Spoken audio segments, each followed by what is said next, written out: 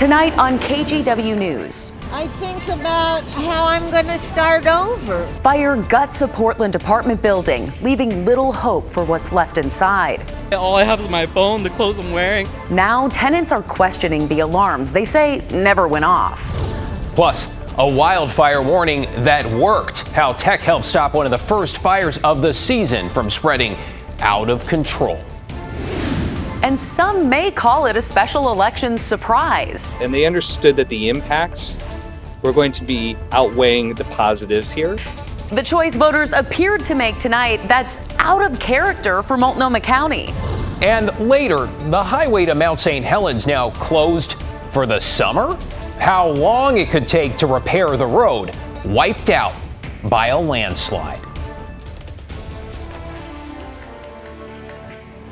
Good evening. It is election night in Oregon. Thanks so much for joining us. I'm David Mulco. And I'm Brittany Falkers. Let's get right to the results in this special election with the most watched measure on the ballot, at least in Multnomah County.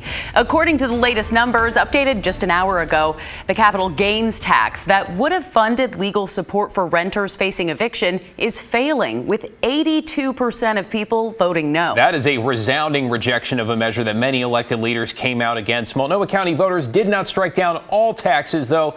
It looks like they've approved a renewal of the Portland Children's Levy for the fourth time. Right now, 68% are saying yes. And let's take a look at how the Multnomah County Commissioner's race is stacking up. Former Nike executive Julia Brim Edwards has a firm lead with 59% of the vote when it comes to the District 3 seat. If she wins more than 50%, she'll avoid a runoff in November. And in the race for Portland School Board Zone 3, retired elementary school teacher Patty Sullivan is in the lead with 54% of the vote. You might remember Derek Peterson, who previously ran for Multnomah County Sheriff, withdrew from this race after reports in national media tied him to Christian nationalists. It was too late, though, to take his name off the ballot. By the way, the proposed capital gains tax was one of what you might call the more interesting contests of this night. It would have added yet another tax in the county, even as politicians like Portland's mayor argue that right now, county residents face too many taxes. Yeah, voters rejected that tax by a significant margin, too. Catherine Cook has been following the measure for us and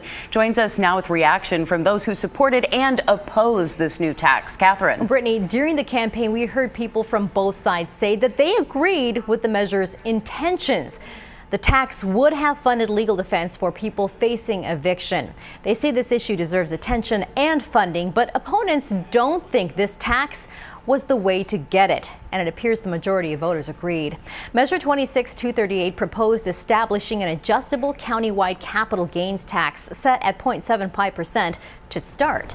Capital gains is the profit someone makes when they sell certain things like property, a home, or stocks. Again, funds raised would have supported free legal representation for Multnomah County residents facing eviction. One of the biggest sticking points for opponents, besides the county's already high tax burden, is that they say this would have impacted everyone the same, from a senior citizen trying to sell their home to pay for care to small business owners. The Portland Business Alliance opposed the measure and says they're relieved by the outcome. I also checked in with supporters tonight. I think it should be sending a message right now to policymakers and leaders in the public that you have to work with business in the community to make sure that when you're increasing costs and making investments, that they're done in the right and appropriate way. Because just adding additional burden on households, on businesses, on seniors is probably not the right path right now. Feelings are sad, but also, the coalition feels really, really proud of the work that we have put in. Our goal has always been to raise awareness and bring an important and necessary program to Multnomah County. Moving forward, those behind Measure 26-238 say nothing is off the table, but they likely won't pursue another ballot measure. They say there's not enough time, and their priority is securing funding for this program in other ways, including through state and local government. David. Thank you, Catherine. We appreciate it. A reminder, all of these results are still unofficial. The next batch is coming in from Multnomah County around midnight, which we estimate is going to mean about half of all the ballots cast will have been counted at that point. Yeah, and you can see the results as they're published on KGW.com. You'll also see a QR code at the right of your screen. You can scan that anytime to be directed straight to the results page. And the track on the bottom of your screen, too, the scrolling bar there with all the updated results. Let's get to other headlines now, including a monster of a fire in the Rose City that gutted a 100-plus-year-old apartment building. Incredible pictures here. While all residents escaped, we understand, some of them rescued by fire crews on ladders. No one was seriously hurt, but many tell us they lost absolutely everything, including their pets. It's just so hard to see. The immediate area around the apartment 2 in southwest Portland still blocked off tonight. Crews are worried parts of the building could fall. Alma McCarty brings us the latest. Portland Fire transitioned to a fire watch operation this evening. Crews will rotate through the night to keep the flames reduced and keep eyes on a building likely to collapse. Billowing smoke that covered the roadway, flames erupting from the roof, and onlookers standing by in shock in and around the May Apartments on Southwest Taylor and 14th. We went down to the third floor. It looked like it was coming out from there, and it's pretty darn scary, so we all evacuated the building, and then we watched the flames just burst open. Tenants watched from below as Portland firefighters battled the fire from above. Crews went inside to both suppress the flames and ensure all tenants got out, in total rescuing 4 people. Several residents told KGW they didn't hear a fire alarm. Had the maintenance guy come and get me out of the house, out of my own apartment. Casey Cook lives on the 2nd floor and evacuated before he could retrieve his most precious belongings. I can lose my phone, I can lose my wallet, I can lose all the plastic stuff in my wallet, but my cats were in there. It's been in the building neglected for a very, very long time. Well, this is a long time overdue. Portland's Bureau of Development Services confirmed Tuesday they received complaints about the building from residents, and the city sent a letter to the owner listing 10 violations. As of Monday, however, a city inspector found most violations at the 113-year-old building had been corrected. Unfortunately, there are quite a few people displaced as a result of the fire. While there's still no word on just how many were displaced, the Red Cross made overnight shelter arrangements late Tuesday. Tenants set up at Mailing Hall on the University of Portland campus.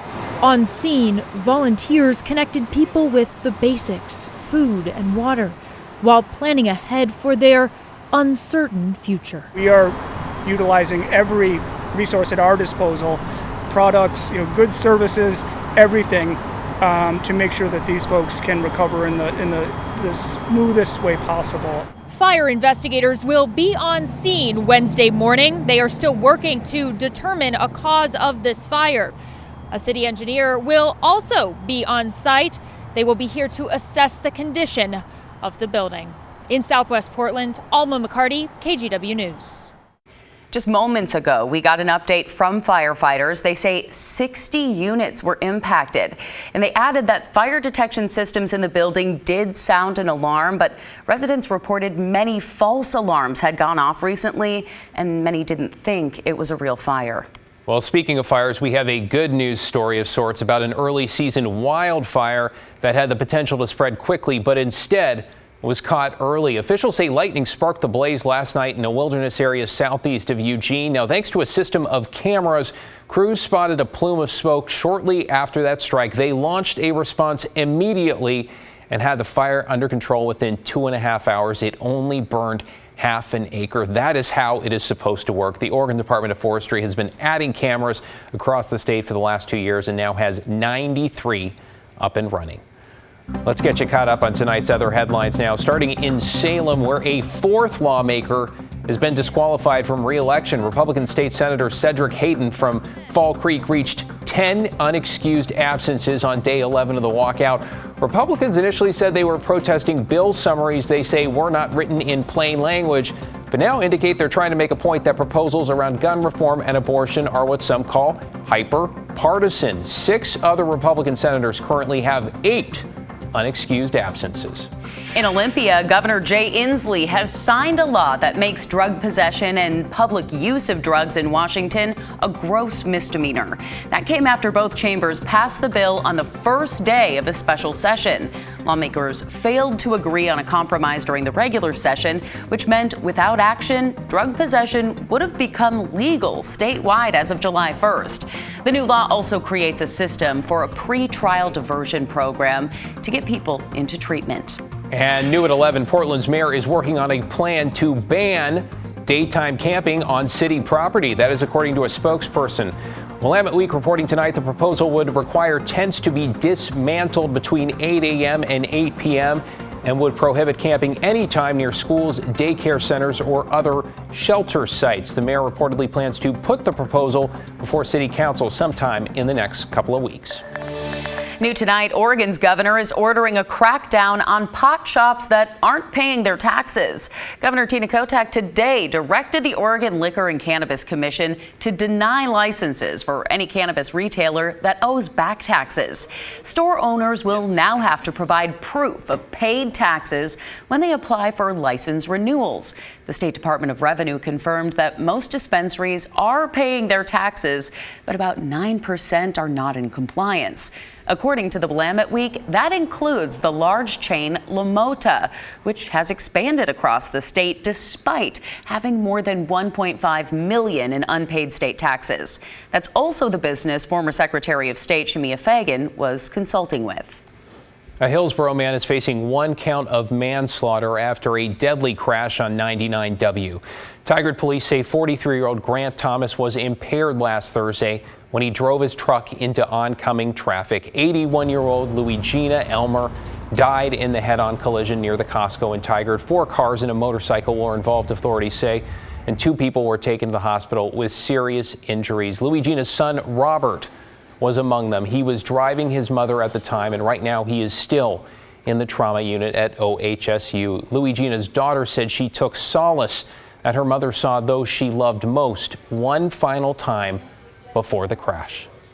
Believe it or not, they went to go clean off my dad's and her cemetery plots because my dad died 25 years ago. And they went to a movie and dinner, and they were driving home, and they got hit. Well, we appreciate her sharing that sentiment. By the way, this family is connected to Elmer's Restaurants. Edson tells us her mother made it through 4 strokes and 3 kinds of cancer.